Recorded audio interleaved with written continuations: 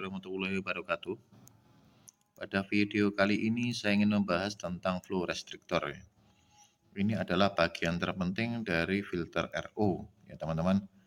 Jadi tidak bisa diabaikan begitu saja. Sebenarnya ini sederhana, tetapi kalau pemakaiannya salah, nanti hasil air dari filter keluaran RO itu tidak akan maksimal.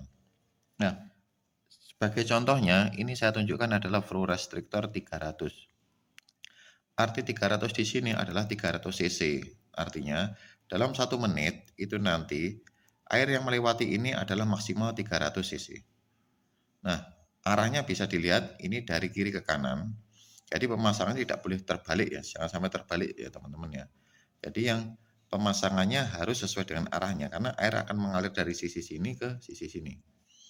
Ya, seperti ini. Ini kalau saya bentuknya seperti ini ya teman-teman. Nah, ini ada lubangnya. Ini lubangnya adalah 1/4, seperempat ya, karena ini nanti seperdelapan, karena ini mengacu kepada keluaran lubang RO. Ini ukurannya sama, 1/8. Nanti yang dipakai itu seperti ini. Nah, ini ukurannya. Jadi pipa RO-nya adalah ukuran yang 1/8. Bisa dilihat di sini, nggak kelihatan ya. Nah, ini keterangannya. Oh, tidak ada ukurannya. Ini ukurannya 1/8 ya. 1/8 dan nanti akan dimasukkan ke dalam flow restrictor ini. Ini bahannya, nah ini ya. Ini keramik, jadi bahannya semi keramik ya, agak kuat. Oh ini ya, ini jadi bahannya memang, oh bukan, ini bahannya agak plastik ya teman-teman ya, bukan keramik. Yang ini, jadi pun kalaupun jatuh dia tidak akan masalah. Nah, kan kuat. Di sini coba nanti untuk pemasangannya seperti ini. Nah, ini pakai dratnya seperti ini ya teman-teman. Ini saya contohkan. Ini dratnya adalah drat 1/8. Ini nanti yang akan masuk ke RO. Sedangkan ini pipanya akan masuk ke dalam flow restrictor di sini. Jadi pemasangannya, saya singkirkan dulu di sini. Jadi kalau mau dipasang, jadi arahnya seperti ini. Nah ini nanti dimasukkan ke dalam sini. Di sini adalah yang di RO keluar. Di sini pembuangannya. Nah untuk pembuangannya ini lebih enaknya kita kasih ini. Nah, nanti karena apa? Kita mudah untuk mengarahkan air pembuangannya. Jangan langsung ditekan sini. Kalau tekan di sini nanti karena tekanannya rendah, biasanya air akan menetes. Jadi nggak enak. Kalau yang ini kita kasih agak selang ya, mungkin agak panjang ya. Agak panjang, nanti bisa pembuangannya itu bisa kita arahkan. Mungkin ke tandon pembuangan atau ke kolam atau kemana. Jadi seperti itu. Nah, sekarang akan saya tunjukkan pemasangannya di mesin RO. Nah, gitu ya teman-teman ya. Ini bisa dilihat, ini ada terbagi jadi 3. Terbagi jadi 3 pun ini dia menyatu, jadi tidak bisa dilepas ini. Tidak bisa dilepas ya teman-teman ya. Ini tidak bisa dilepas. Ini juga terbuat dari dipinkan aja dia kuat. Dijatuhkan pun dia tidak akan pecah. Karena kuat ini ya. Nah, nanti gini pemasangannya teman-teman ya. Nah, seperti ini. Nah, ini kan sudah masuk ya. Jadi kalau ditarik pun ini akan kuat karena sudah ini terikat di sini. Sudah masuk pipanya. Satu ukuran pun kita tarik pun dengan sekuat tenaga dia tidak akan lepas. Jadi kalau tekanannya, nah ini saya tarik pun segini pun dia tidak akan lepas. Nah, sekarang saya tunjukkan pemasangannya langsung ke mesin RO. Ini adalah flow restrictor yang sudah saya pasang di RO, di mesin RO. Jadi ini menggunakan 450. 450 ini lebih besar daripada yang saya contohkan di sini adalah 300. 450 dan 300 tadi adalah maksimal cc air yang bisa dilewati oleh flow restrictor ini. Jadi seperti ini teman-teman pemahamannya. 450 ini berarti nanti dia akan semakin besar. Jadi air yang keluar di sini dia akan sebesar ini 450 cc dalam 1 menit dan keluarannya dia nanti akan lebih sedikit. Lebih sedikit dibandingkan apa? Dibandingkan dengan jika saya menggunakan flow resistor yang 300. Nah, Kalau misalkan menggunakan flow restrictornya 300, berarti debit airnya nanti dalam 1 menit akan menghasilkan 300 cc. Keluarannya di RO, dia akan lebih besar daripada jika saya menggunakan 450. Jadi analoginya seperti ini, jika hambatannya semakin besar itu berarti ini hambatannya besar karena jalurnya sempit, maka air akan mengalir untuk menembus yang bagian keluaran RO di sini. Jadi ini akan tambah besar berarti TDS-nya akan semakin tinggi. Ya. Kemudian kalau misalkan di sini saya perlebar pintu keluarnya 450, berarti nanti air yang keluar di sini akan mengalami penurunan. Sehingga debit airnya juga akan mengalami penurunan. Sehingga saringan yang di sini dia tidak akan bekerja terlalu berat atau lebih awet. Lebih awet dari apa? Lebih awet dari kebuntuan. Karena air baku masuk dari sini, masuk ke dalam pipa ini ya, ke dalam filter RO.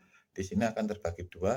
Yang satu adalah air bersih yang kita konsumsi, yang keduanya adalah pembuangan. Pembuangan pun diatur dengan ini pintu keluarnya. Nah, sekarang bagaimana kalau ini tidak ada?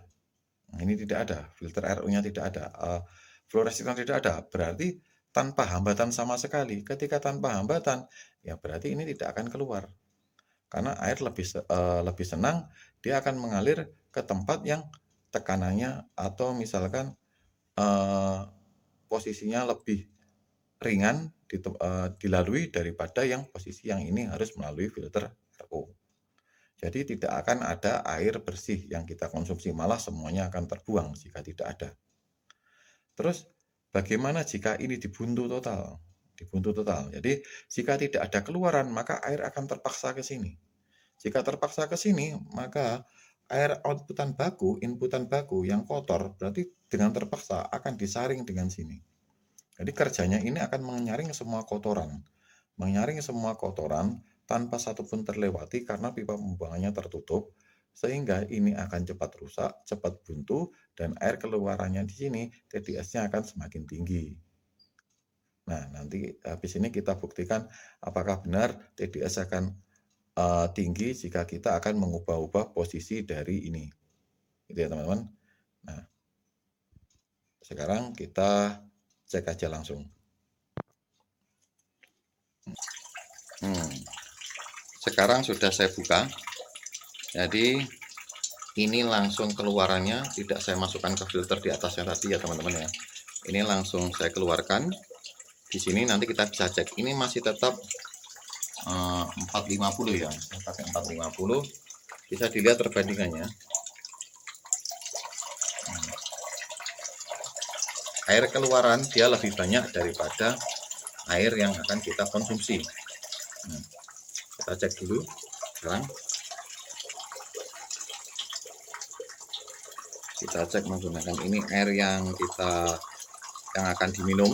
Ini air yang keluaran dari RO ya. Ini yang kita minum.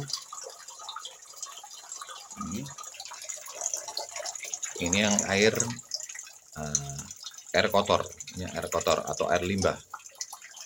Nah, air limbah yang dari flow restrictor tadi.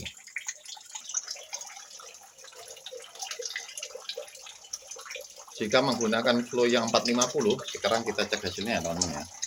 Ini airnya. Jadi di sini tadi ini yang air kita konsumsi, air bagus ya, air hasil. Kita cek TDS-nya adalah sekitar 50 60, sekitar 60. Kemudian yang di sini adalah 127. Ini air yang pembuangan. Ini yang menggunakan flow 300 ya. Ini flow 300 ya teman-teman. Sekarang kita cek tetap posisinya. Ini saya lepas jadi langsung dari RO tanpa masuk ke filter. Kemudian di sini pembuangannya. Kita bandingkan dulu pembuangannya. Seperti ini ya teman-teman. Lumayan. Jadi seperti ini perbandingannya. Yang ini keluaran, yang ini buat inputan nanti. Yang atas buat inputan, yang bawah buat keluaran. Kita cek dulu TDS-nya.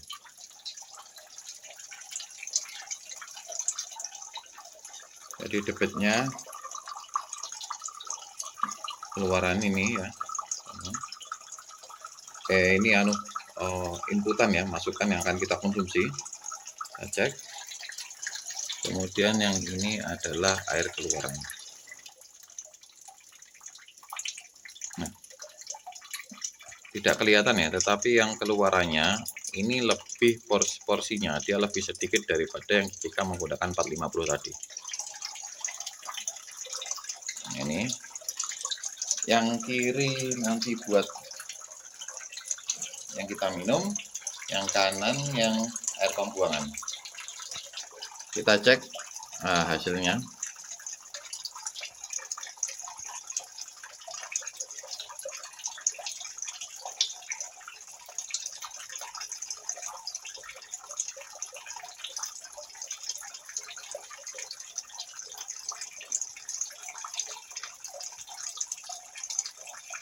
Sekitar 54-an, 54.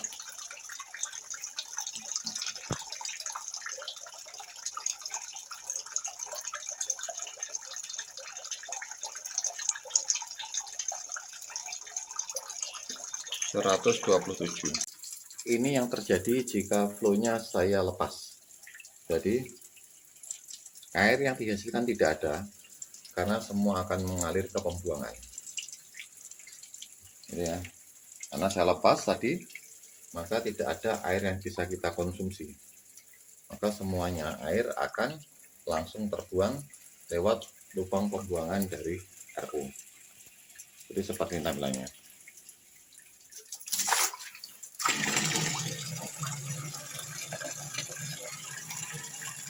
Ini tanpa satupun.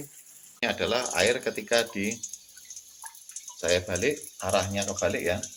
Jadi air gak lancar, semuanya tertahan di dalam sini, dalam filter RO.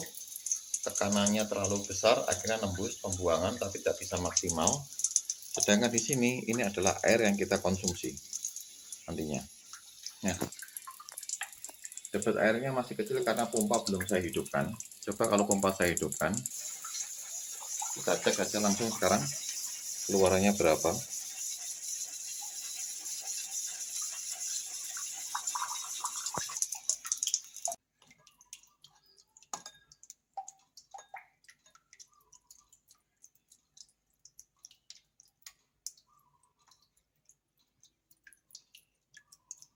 Sekitar 56 hasilnya.